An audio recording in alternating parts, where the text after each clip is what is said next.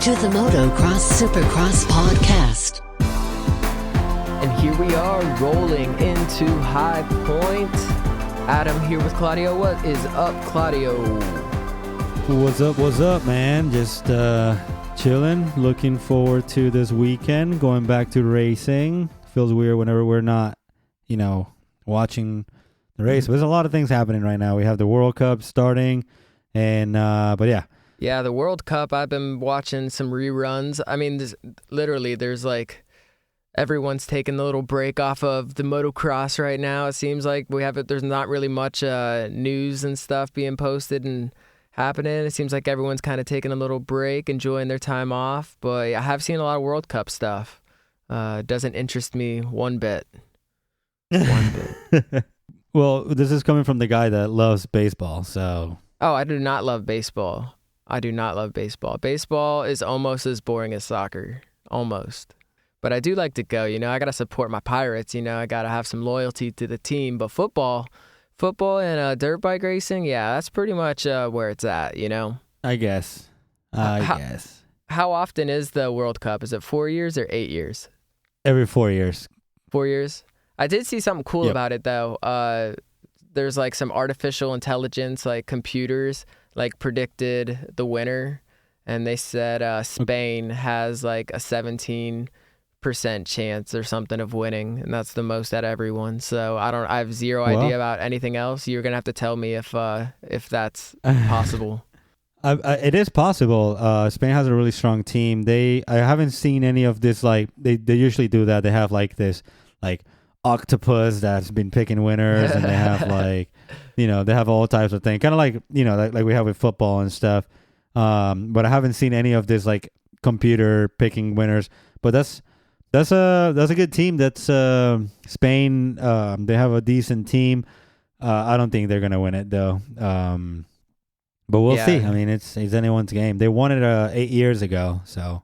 Hey, you can't trust those computers. Don't trust those things. Exactly. But yeah, no, with the octopus thing, I did something like that with my dog once. Actually, I think I did it for dirt bike racing. I was just like an Instagram post a couple years ago. I put a bunch of bowls out with like different riders' names on each bowl, and then put like treats in each bowl. And then I forget what happened, but I definitely did that before. That's did how it we work, should do it. Though? Like I said, I don't remember, but we should do it. Let's do it for our picks tomorrow. Okay. For our when we do our prediction show, I'll set up some dog bowls and see who the dogs think are gonna win. We might be onto something here. We might be onto something. Hey, I'm not opposed to anything new. Anything new is good. Switch it up. I love my dogs, so got to keep them included at all parts. Anyways, I forgot to mention, this is episode 79 of the Motocross Supercross podcast. Want to give everyone a thanks for sharing, and we're growing every day, watching the numbers go up. So, I just want to thank everyone. Keep sharing it. And, let's make it bigger, Definitely. So, like we said, there isn't too much being talked about right now. I saw Zach Osborne got his Instagram back. That's pretty much what we're talking about. That's the kind of news cycle we're in right now. Yeah, Zach, he got his old name, even though he created a new one and immediately got over 150,000 followers. So, but yeah, he's back at Zacho_16. So make sure you show him some love, and I don't know, tell him that the MXSX podcast sent you over there to give him some love. Wait, so he actually didn't get his whole account back. It was just he just got his name back. Yeah. Well, still lost those pictures and everything. So I guess that's in some international news, we have Jeffrey Herlings, the MXGP last winner in France. He broke his collarbone in practice. There's not really news when he's going to be back or anything like that. He is out though. Everyone's hurting their shoulders. It's got to be the most popular motocross injury. Yeah, so if you're trying to be a doctor, man, maybe just focus on shoulders. Collarbones. Yeah. But yeah, he broke it in Holland during practice, and there's I guess he already had a plate in there, so they're trying to see like what to do, to replace that plate. So Dang. Did he break the plate? he didn't. I don't think he broke the plate. I think he probably broke right at the edge of the plate. Yeah. Damn, so that sucks. Yes, he for those of you who remember, he came here last year and he rode which one was it? The last round. Yeah, the Iron Man. Yeah, he came over here and rode Iron Man, and he won 1-1, and he kind of dominated. I remember him going down in the second moto, and he came back and beat everyone. So yeah, that's fun. He's fast. I definitely because I was watching some of the MXGPs while we had some time off, and yeah, he's definitely he was doing good. I'd watch him every now and then, but it's weird watching those things because they have like the same teams, the Rockstar Husky, and you see all these riders, and you're like, oh, and it's like some of them even have like the same numbers and stuff, and you're just like, what the heck, like oh yeah, it's like a little bit of I know what you're talking about. There's a Husqvarna rider who's got 21. like 21, on it. yeah, and there's like Yamaha, I want to say like 91, look like Alex Ray, and it's just weird seeing all like the same exact, but it's like a different dimension, walking into a different dimension or something. It's a parallel universe, man. It is, it really is. But yeah, like you said, Herlings dominated everyone last year, fastest qualifier, won both motos. He's like, yo. And I always thought, what's up? Yeah, I figured we were way better than everyone else. So I don't know if he got lucky or that GP is where it's at. You can't really take any like credit from him though. He's a great rider. So, and he was showing it. He's been racing around the world, and he had a little time off. He just wanted to show the Americans that there's some speed out there. Yeah, definitely. Those tracks are way different than our tracks, though. It seems like their tracks are not as like big ass jumps. It's like is more like the terrain and stuff. They do have big jumps, but I just didn't think it was as jumpy as it is over here. There is in other news, Red Bull Straight Rhythm coming back to Fairplex in Panama on October 20th. Yeah. Well, the drag strip. We got some news there. There's going to be a 2-strokes only event. I'm telling you, bro, that's racist. That's discrimination all the way. No, I don't think it's discriminating, man. If anything, they're trying to keep the 2-stroke era alive. They said no electric fuel, no fuel injection, no 4 strokes, no slim headers, none of that. We're gonna go straight out 2 strokes. We're gonna go old school. But I wonder what's gonna happen with the whole Alta Motorsport thing, because they raced last year, didn't they? Yeah, Josh Hill rode the Alta. He did all right, but they should have maybe another race for anyone, any machine, anything you want to ride. You want to take your truck out there, line up. You want to take an ATV out there, line it up. I think that would be cool too. They should have like a straight rhythm with like those the UTVs or whatever they're called. Yeah, like those rally trucks or something. Get Pastrana out there in the Subaru. Well, not just that, like the little like razors, like the little. Yeah, yeah, that's what I'm saying, bro. It'd be sick. Well. Maybe dude, it's Red Bull. They're up to something. They're gonna go to 2 strokes, and they're gonna add another like a 4-stroke class, and they're doing something.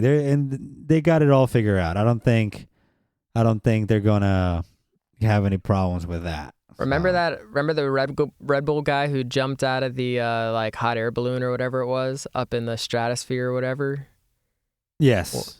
Felix Baumgartner, something like that.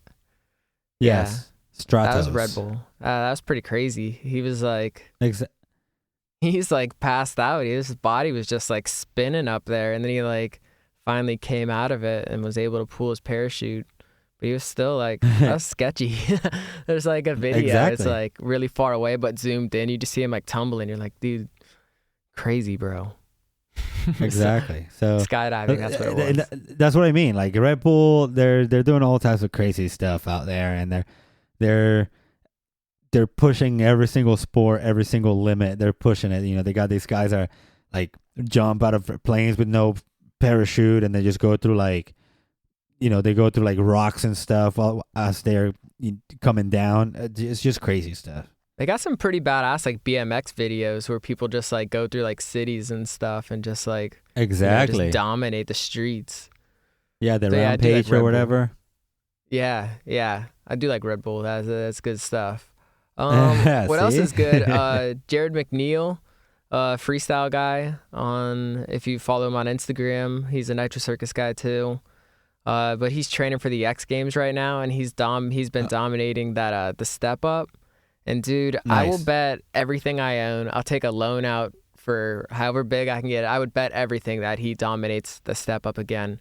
Because they have the bar set and he's jumping like 10 feet over it, like 15 feet over it. He's killing it. And he's got crazy. The sickest whip, so he can just go straight flat right over that thing. So he's a beast. X-Games are happening soon, aren't they? Yeah, it is coming up soon. This summer, July 19th to the 22nd in Minneapolis is the X July Games. 19th. So.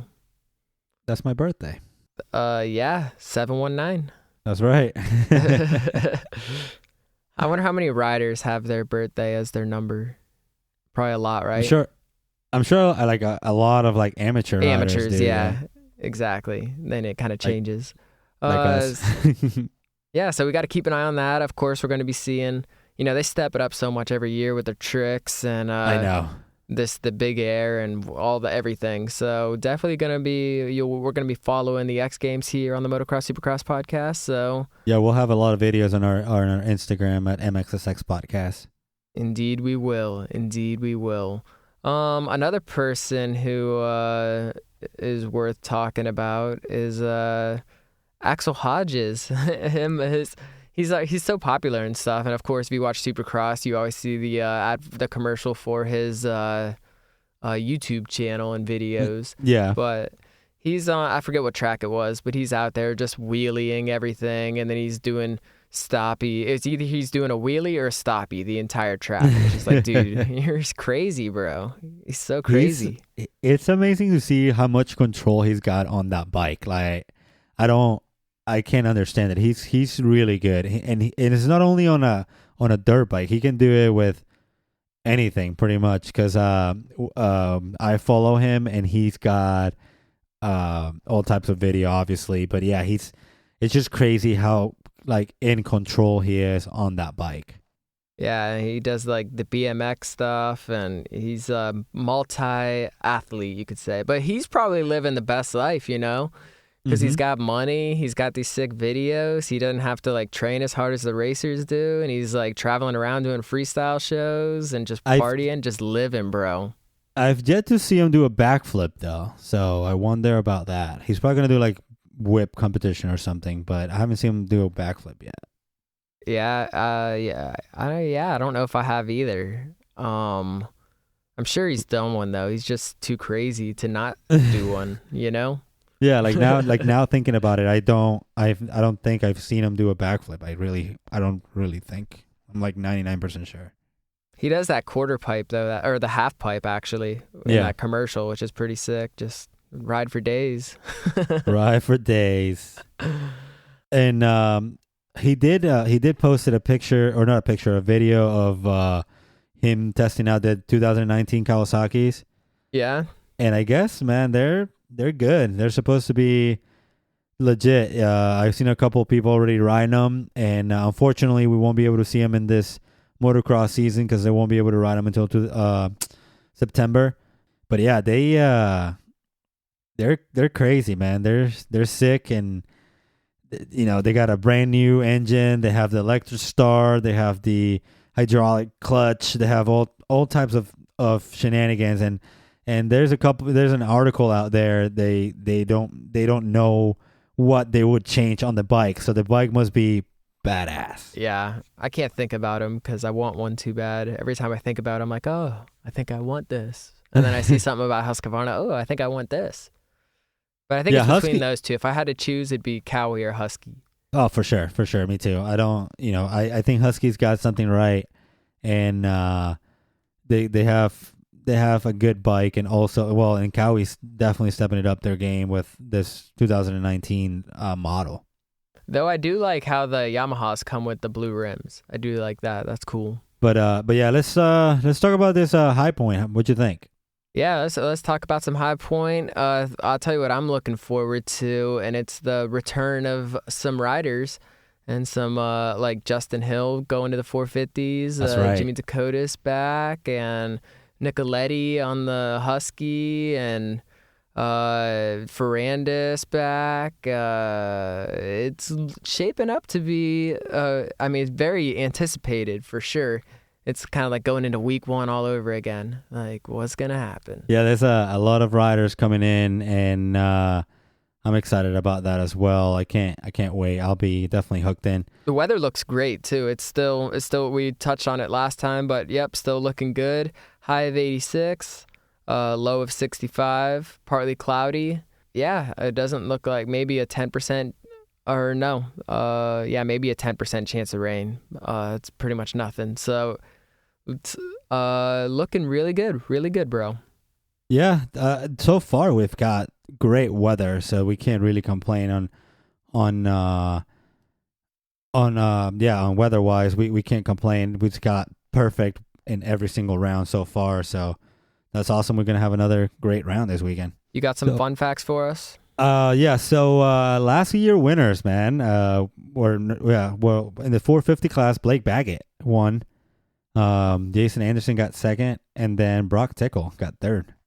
Yeah, well, two of those three will not be in this one. So Baggett's due for a good performance like that. That's for sure. Yeah. I honestly think Justin Hill will be up there. That's just how I feel. Yep. You said that last time. And we got Ricky Carmichael with an all-time winner at High Point with 8. And then the next rider that's still riding right now, it's Ken Roxon with 2. Heck yeah. And in second place is Damon Bradshaw with 4. So we can maybe, if Ken Roxon has a couple of years left in him, maybe he can tie that record, but I doubt it. Yeah. And we still got Tomac and Barsha and Muscan. It's going to be good. Baggett's won this race in both classes too, so maybe we'll see something over there. Some people just like feel they just get good vibes from certain tracks. So it looks like this is one of those tracks for Baggett. Hopefully this little weekend off gave him whatever little extra bump he needs to, finish right there at the top. So yeah, we're definitely going to keep our eye on him. Have to keep that in mind whenever we're making our picks for our prediction show. And then also in the 250s, of course, Jeremy Martin, Zach Osborne's out. Alex Martin, Jeremy Martin, Justin Cooper, Austin Forkner. Plessinger hasn't had the best finish last week. And RJ, of course, hasn't been up there as good. And then some of the rookies like Garrett Marchbanks and Jordan Bailey. The 250s is going to be a pretty good show too. Yeah, I'm excited for it. I cannot wait for sure. So yeah, we will have to touch on those. We'll make some predictions in our next show. Is there anything else that we should add to this? I think we got it all figured out. We want to thank you guys again for everything you guys do. Make sure you guys follow us at MXSX Podcast, and we'll see you in the next show. That's right. Thanks for tuning in. We'll see you in the next show with our predictions. Let us know who you're picking.